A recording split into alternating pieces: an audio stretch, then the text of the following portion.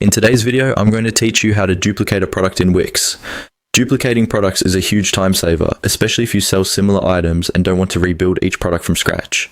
Instead of re-adding images, descriptions, pricing, and variants every time, you can start from an existing product and simply tweak the details.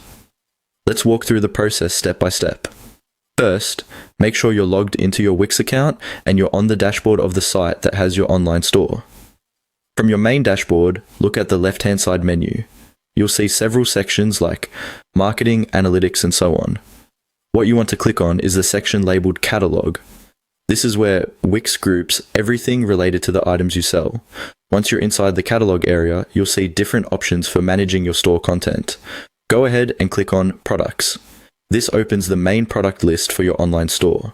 Here, you should see a table with all the products you've already created, including details like product name, type, SKU, price, and inventory status. Take a moment to find the specific product you want to duplicate.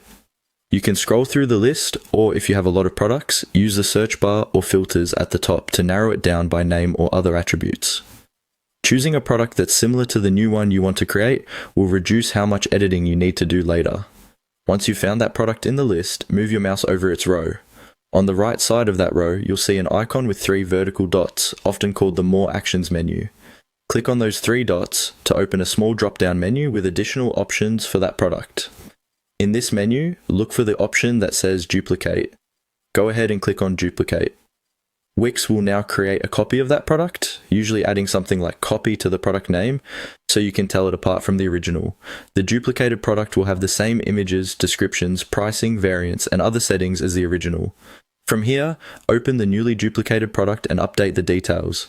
Change the name, adjust the description, edit the price, tweak any variants, and update the images if needed.